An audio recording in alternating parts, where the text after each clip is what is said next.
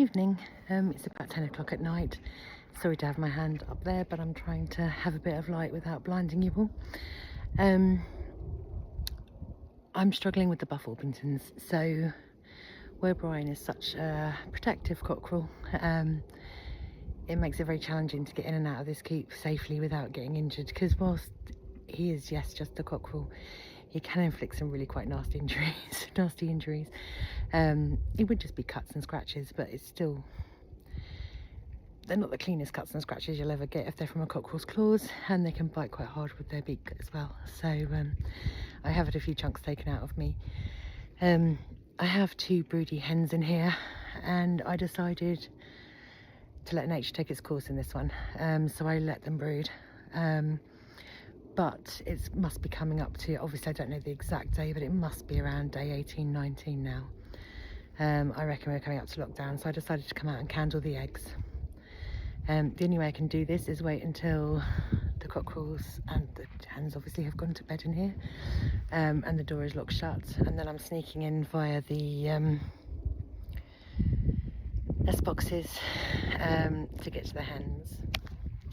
These are my 2 broody girls. And they're quite determined mothers. The furthest one away from you has no eggs under her at all. This one closest to you has stolen them all. I've just been through. They had about 12 or 13 eggs under them. These aren't all their eggs. These are also the eggs from today. I have managed to get all the eggs out. I've had a candle of them all, and actually only 3 of them are viable. There look to be another 3 or 4 that have started developing but then stopped for whatever reason. I could see definite movement in 2 of those 3 eggs. The 3rd egg looks right development wise, as in how much of the egg it's filling. And I couldn't see any ring of death or anything like that, but equally I couldn't see any movement. I was only candling using a torch, but it is pretty dark out here. But yeah, it's certainly not foolproof. Wondering what lights they are on my field. 1 second. Nope, just freaking myself out with the camera angle. That's actually an aeroplane. Once I could turn around I could see. I have had a few visitors on my field at night, unfortunately, uninvited ones at that, and I do mean the human variety. I did have to have the police here once, about 3 o'clock in the morning. Had a very strange situation. The fencing guys were here doing the fencing, and they had left some of the bigger machinery here. They'd hidden it behind the house, sort of behind the house and behind the barn. But obviously people drive up and down this road all the time, so do know when there's stuff work being done here. I am being watched quite closely by all sorts of different people for all sorts of different reasons. And yeah, unfortunately Ari woke me up. I'd fallen asleep on the sofa, as I'm quite prone to doing, and Ari woke me up about 1 o'clock in the morning going absolutely berserk.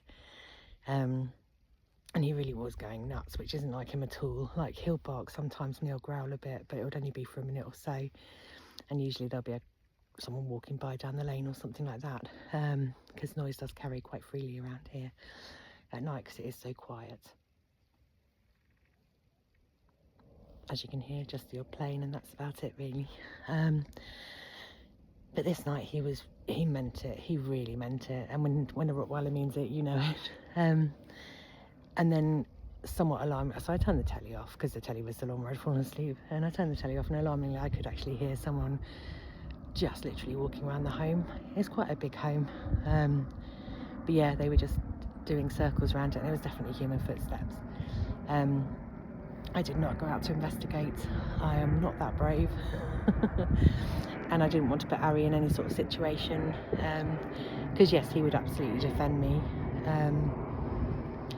But you don't know what someone might have brought to defend themselves with them. And also, we all know that things can get a bit silly when it comes to legal stuff.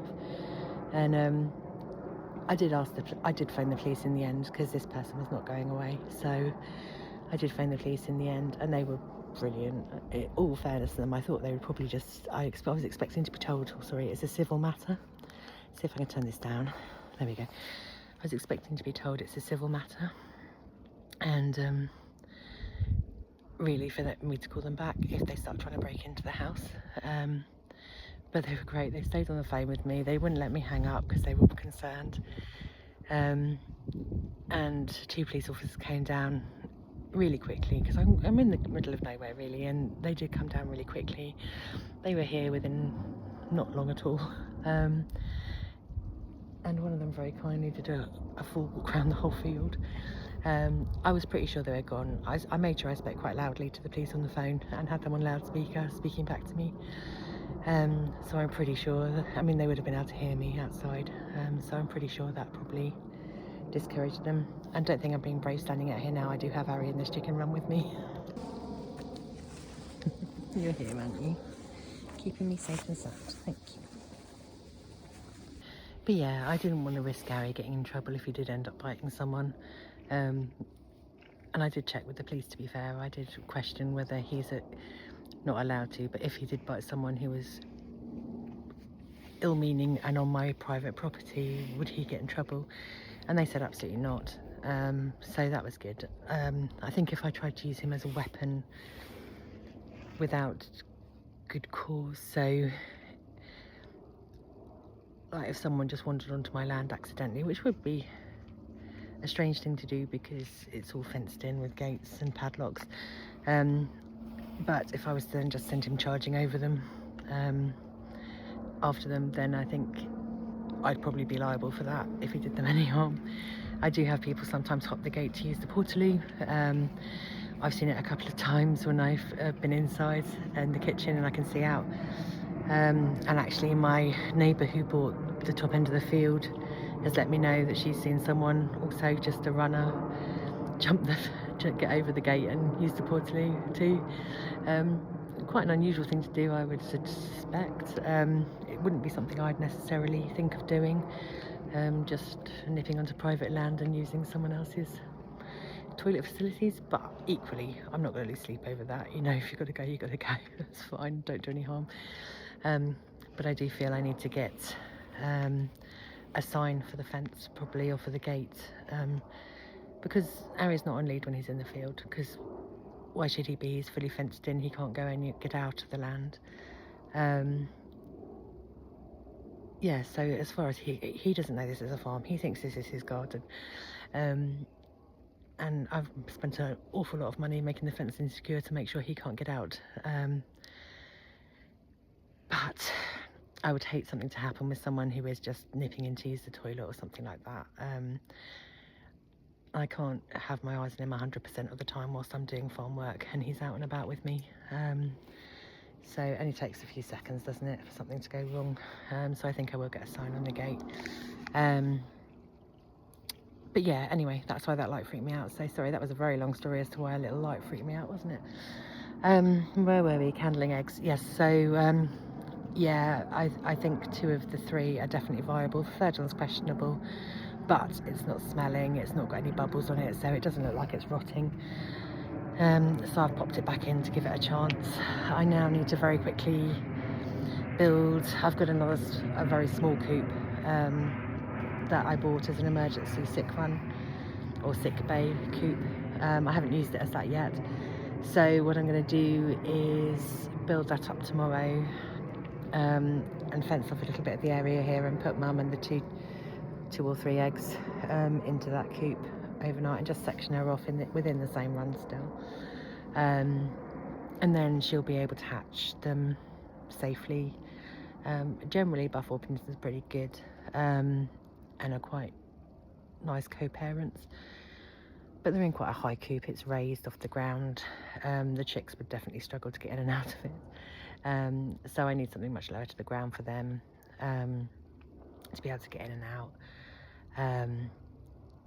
and to be able to put food down for them and water down for them that the adults can't get to. So yeah, that's the job for tomorrow, and maybe we'll have a few chicks here in a few days' time. I'll let you know.